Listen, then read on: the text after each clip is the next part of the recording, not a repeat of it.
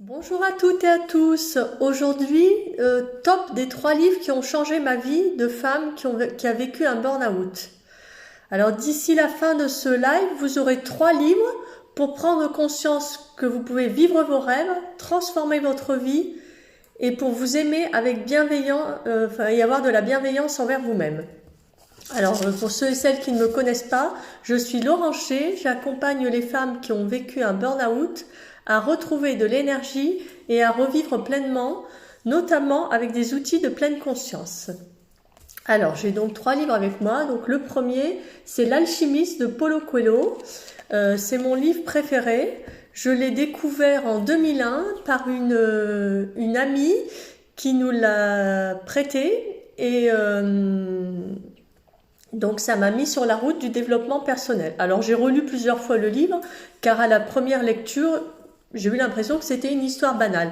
Mais je l'ai relu parce que cette amie nous a dit ce livre a quelque chose de particulier à découvrir. Donc relisez-le plusieurs fois et vous verrez, il y a des messages dans ce livre. Donc dans ce livre, on aborde notamment le thème du voyage. Donc c'est un livre qui se passe en Espagne au départ. Le personnage s'appelle Santiago. C'est un berger. Il devient berger pour réaliser le rêve de sa vie de voyager. Donc je vais vous lire quelques passages.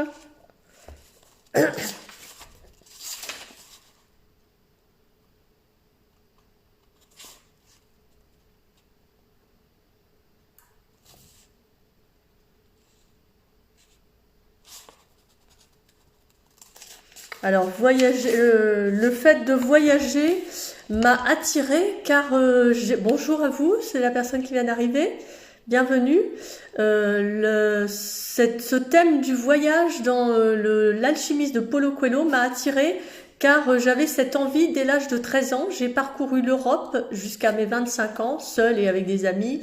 Bon, après, un petit peu encore avec mon compagnon. Et donc, ma famille et mes amis, mon entourage m'appelait le globe-trotteur. J'avais envie de découvrir les cultures des autres pays, voir comment les gens vivaient. Avez-vous eu cette envie de voyager en France ou à l'étranger à un moment donné dans votre vie? Mettez-moi un smiley si vous avez eu cette envie de voyager.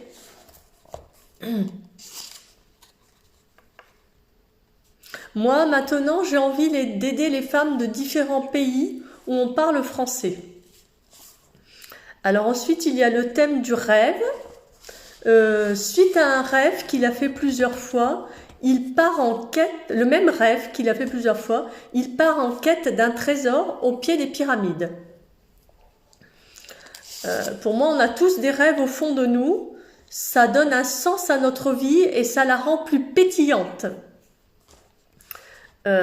Il aura donc des péripéties pour arriver jusqu'aux pyramides et des signes le remettront sur ce chemin sur le chemin de son trésor, car il va avoir des moments où il interrompt pour gagner de l'argent, notamment parce qu'il se fait voler à un moment donné. Et il y a une rencontre avec un vieillard alors qu'il lit sur une place tranquillement. Alors attendez, je vais vous prendre le passage. Alors il y a quelque chose de stupéfiant et un peu avec des signes avec le vieillard. C'est le thème des signes qui est abordé là.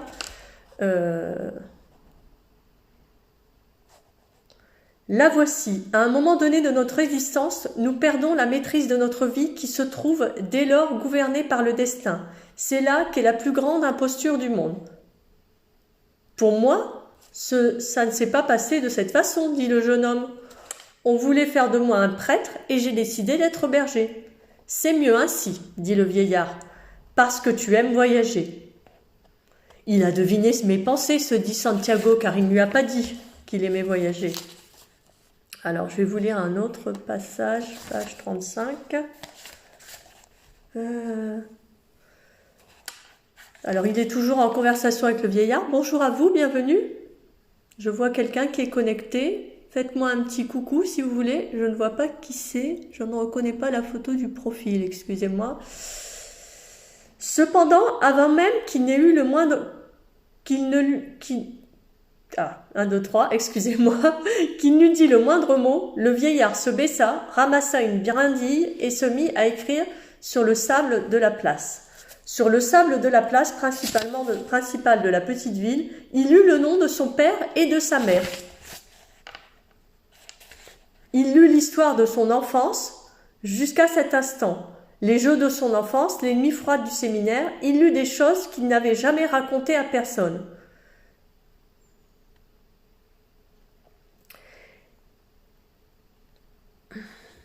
Il y a plusieurs raisons à cela, mais disons que la plus importante est que tu as été capable d'accomplir ta légende personnelle. Alors là, il aborde le thème de la légende personnelle. La légende personnelle, c'est ce qu'on a toujours voulu faire. Et donc là, c'est des signes comme quoi le vieillard est quelqu'un de spécial, car il est capable de deviner ses pensées. C'est quelqu'un qui doit avoir un don. Je ne vais pas vous révéler, parce que je ne veux pas vous révéler ça. Et puis, il va apprendre à écouter le désert ensuite, parce qu'il va partir dans le désert, donc pour les pyramides. À écouter son cœur et à lire les signes. Alors moi, ça me parle d'écouter mon cœur, parce que je n'ai pas toujours écouté mon cœur, et les signes, pendant ma période de souffrance au travail et au début de mon burn-out, je ne les voyais pas du tout. Dites-moi si vous avez, si vous voyez des signes, voyez-vous certains signes et avez-vous vu certaines alertes avant votre burn-out? Alors, je vais vous lire un dernier passage, page 137. Si ça vous tente, vous pouvez me dire si vous voyez des signes ou si vous n'en avez pas vu ou si vous en... avant votre burn-out. Alors moi, en reparlant d'écouter son cœur, la nature, moi j'ai appris à écouter la nature et je voulais vous lire le passage de la page 137. Alors là, il rencontre l'alchimiste, donc le titre du titre, dans le désert. « Pourquoi voulez-vous me voir ?» demanda le jeune homme. « À cause des signes, répond l'alchimiste. Le vent m'a conté que tu allais venir et que tu aurais besoin d'aide. Le vent m'a conté un signe. Non, ce n'est pas moi, c'est l'autre, l'étranger, l'anglais. C'est lui qui était à la recherche. Il devra trouver d'autres choses avant de me trouver moi, mais il est sur la bonne voie. Il s'est mis à regarder le désert. Et moi ? Et moi ? Quand on veut une chose, tout l'univers conspire à nous permettre de réaliser notre rêve, dit l'alchimiste, reprenant les mots du vieux roi. Donc c'est le vieillard, le vieux roi. Le jeune homme comprit. Ainsi, un autre homme était là, sur sa route, pour le conduire jusqu'à sa légende personnelle. Vous allez donc m'apprendre ? Non, tu sais déjà tout ce qu'il y a à savoir. Je vais simplement te mettre sur la voie, dans la direction de ton trésor. Donc l'alchimiste est encore une personne qui va aider le Santiago, notre personnage principal, à aller jusqu'à son trésor. Alors, j'ai relu régulièrement ce livre pendant mon burn-out, car il m'a aidé à continuer à espérer vivre mes rêves et à réfléchir aux signes à voir que je n'avais pas vus, les alertes que je n'avais pas vues. Alors ensuite, j'ai un deuxième livre, Les 4 accords Toltec, qui m'a été offert par une amie en 2015, avant que je déménage dans le sud-est de la France, où mon mari avait été muté, pour recommencer ailleurs et ne plus rencontrer mes collègues qui me parlaient régulièrement du travail et de l'ambiance au travail. Et donc, j'ai donc encore le petit mot de mon amie qui est venue me porter ce livre et qui m'a mis « Petit cadeau pour toi, bisous ». Et elle m'a dit « Tu en auras besoin comme j'en ai eu besoin ». Donc, ce livre est un enseignement des chamans mexicains qui a pour origine la tradition toltèque. Donc c'est pour ça les 4 accords toltèques. Alors il y a donc 4 accords. Que ta parole soit impeccable, ne pas juger, ne pas se critiquer. Donc je vais vous lire un petit passage rapide, page 41.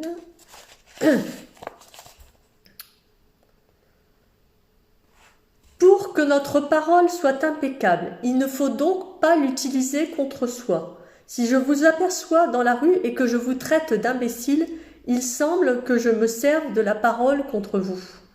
Mais en réalité, je l'utilise contre moi, car vous allez me détester et votre haine ne me fera aucun bien. Donc si je me mets en colère et que je vous envoie mon poison émotionnel par la parole, je l'utilise contre moi. Car en effet, il dit, je l'utilise car vous allez me détester et votre haine ne me fera aucun bien. Alors le deuxième accord toltèque, celui qui m'a le plus servi et dont je me sers le plus souvent, c'est quoi qu'il arrive, n'en faites pas une affaire personnelle.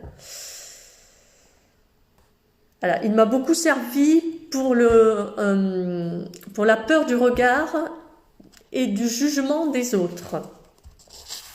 Alors, je vais vous lire deux endroits dans ces pages. Vous n'êtes aucunement responsable de ce que les autres font. Leurs actions dépendent d'eux-mêmes. Chacun vit dans son propre rêve, dans sa propre tête. Chacun est dans un monde totalement différent de celui dans lequel vous vivez. Ce que les gens disent, ce qu'ils font et les opinions qu'ils émettent dépendent seulement des accords qu'ils ont conclus dans leur propre esprit. En vérité, si quelqu'un donne une opinion en disant, par exemple, qu'est-ce qu'il a l'air gros, qu'est-ce qu'il est moche, n'en faites pas une affaire personnelle, parce que en vérité, cette personne est confrontée à ses propres sentiments, croyances et opinions. Elle essaie de vous envoyer du poison, et si vous en faites alors une affaire personnelle, alors vous le recevrez et vous vous l'appropriez. Et vous devenez une proie facile pour les prédateurs.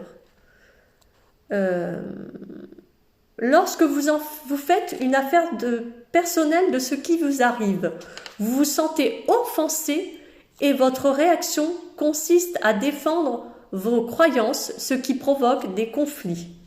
Je n'ai pas besoin d'être accepté. Ce que vous pensez, ce que vous ressentez, c'est votre problème, pas le mien, c'est votre façon de voir le monde. Alors moi, je le reprends régulièrement, cet article, car parfois, comme tout le monde, je peux être touchée par un comportement ou une remarque, et cet accord me permet de me dire que c'est la vision de l'autre, pas la mienne. Alors ensuite, nous avons le troisième accord, ne faites pas de suppositions. Posez-vous des questions au lieu de supposer. Alors, il vaut toujours mieux poser des questions que de faire des suppositions, parce que celles-ci nous programment à souffrir, parce qu'en fait, on s'invente des choses qu'on ne sait pas vraiment, on s'imagine des choses sans en être sûr. Donc, le mieux est de poser la question aux gens, trouver une formule qui soit bienveillante, avec diplomatie, pour leur poser la question. Dans chaque relation, on peut se laisser aller à supposer que les autres savent ce que nous pensons sans avoir à formuler nos besoins. Mais il vaut mieux formuler ses besoins plutôt que de s'imaginer ce que les autres savent ou ne savent pas ou leur demander. C'est le mieux. Et donc ensuite, nous avons le quatrième accord toltèque. Faites toujours de votre mieux. Alors, page 77.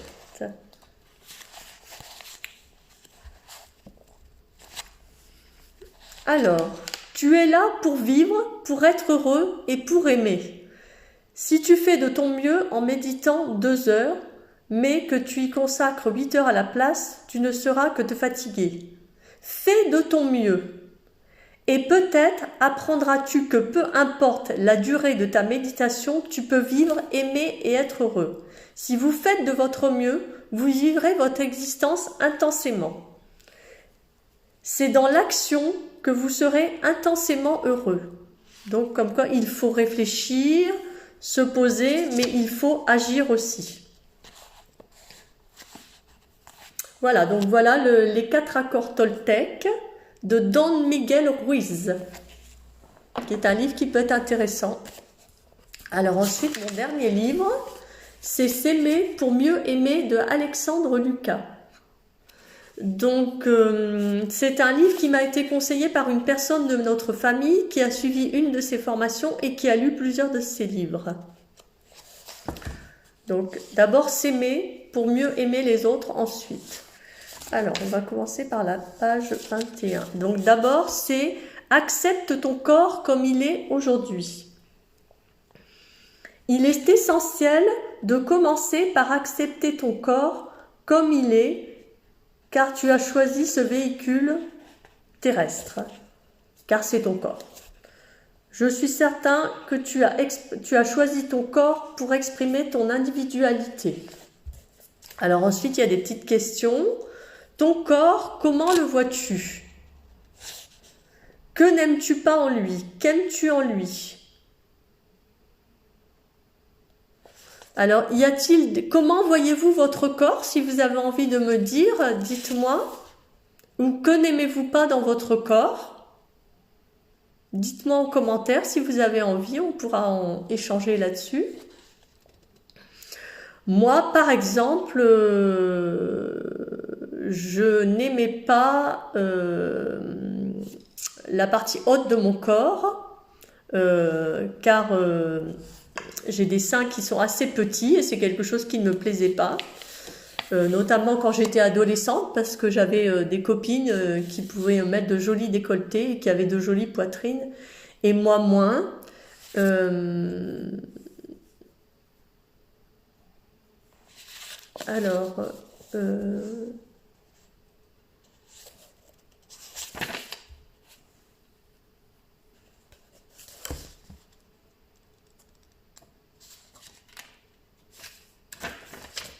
Voilà.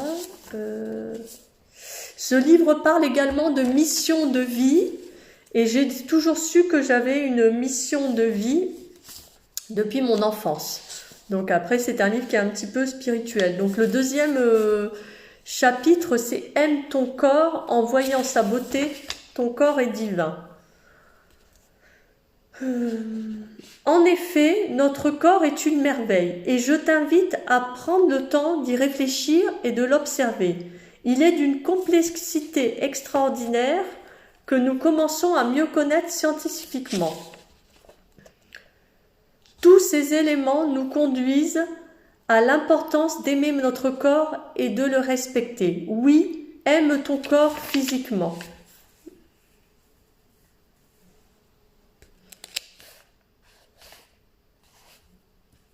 Alors, moi, j'ai réalisé que notre corps était une merveilleuse mécanique avec mes cours de naturopathie, en voyant tout ce qu'il y avait dans ce corps, composé de 70% d'eau, d'un nombre de muscles incroyables, de tout un tas de cellules, d'organes qui fonctionnent par eux-mêmes et qui ont leur autonomie. Toutes ces fonctions qui fonctionnent seules, sa capacité d'adaptation, car par exemple, pendant mon burn-out, avant mon burn-out et pendant mon burn-out, j'ai perdu du poids. J'avais un poids qui était assez faible et le corps fonctionne quand même si c'est plus difficile. Alors cela peut te sembler difficile à lire ou à entendre, même si tu as l'impression de subir ton corps, de ne pas l'avoir choisi. Tu peux même avoir envie de fermer ou de jeter ce livre. Il est intéressant d'observer, de prendre conscience du regard que tu as porté sur ton corps depuis ton enfance, ton adolescence, à différentes périodes de ta vie, ainsi que de prendre conscience des comportements que tu as eus et des connaissances que cela a pu avoir dans ta vie, des conséquences que cela a pu avoir dans ta vie, et des prises de décision à tous les niveaux. Voilà, donc, et vous, quel regard avez-vous sur votre corps depuis votre enfance? Dites-moi, Est-ce qu'il y a des parties de votre corps que vous n'aimiez pas? Est-ce que vous étiez en colère après votre corps? Dites-moi A, s'il y a des parties de votre corps que vous n'aimez pas, et si vous avez envie, lesquelles. Et B, si vous pouviez être en colère contre votre corps, ou si vous aviez envie d'avoir un autre corps.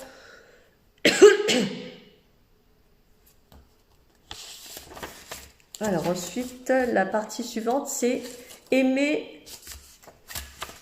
Alors, attendez.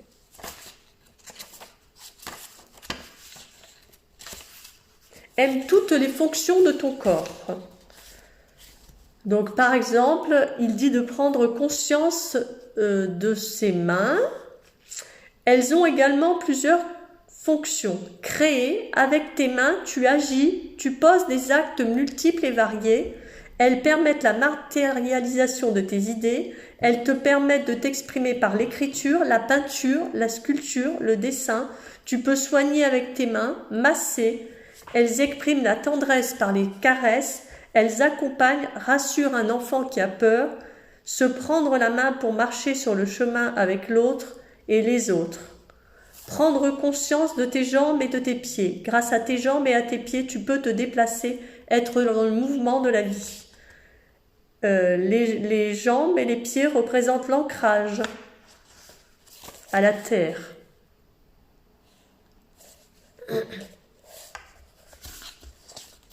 Alors ensuite, il y a une partie où il parle des règles et de la ménopause, donc de nos choses féminines. Page 49. Alors voilà. Pour les Amérindiens, la femme devient sage dans le sens où elle pénètre encore plus dans la connaissance. Elle devient guide pour la communauté. Je crois que Marie-Paul, donc je sais sa femme, a vécu cette situation ainsi. Elle est plus indépendante, affirmée dans ses choix et aussi plus épanouie. Si tu es une femme, je t'invite à prendre conscience de la beauté de tes lunes. Donc les lunes, ce sont les règles que les Amérindiens appellent des lunes. À faire confiance à ton corps concernant les pertes abondantes de sang, et tu constateras que ton corps répondra positivement car il est merveilleusement bien fait. J'ai observé plusieurs femmes, il pouvait y avoir des pertes de sang en dehors des lunes normales lorsque survenaient des événements importants. Et il parle également de la ménopause. Symboliquement, la femme devient, quand elle devient ménopausée, devient une femme vraiment libre. Elle peut s'épanouir totalement et librement. Elle devient plus sage.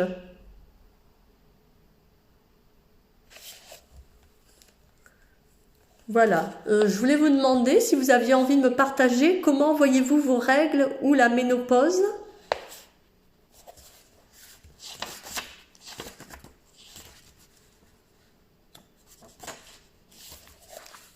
Car parfois on peut voir les règles comme quelque chose de sale ou comme ça, quelques conséquences de fatigue, etc., de désagréable, sale.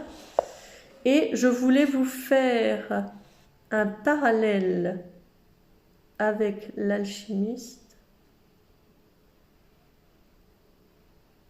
Ah voilà, je voulais vous faire un parallèle avec l'alchimiste.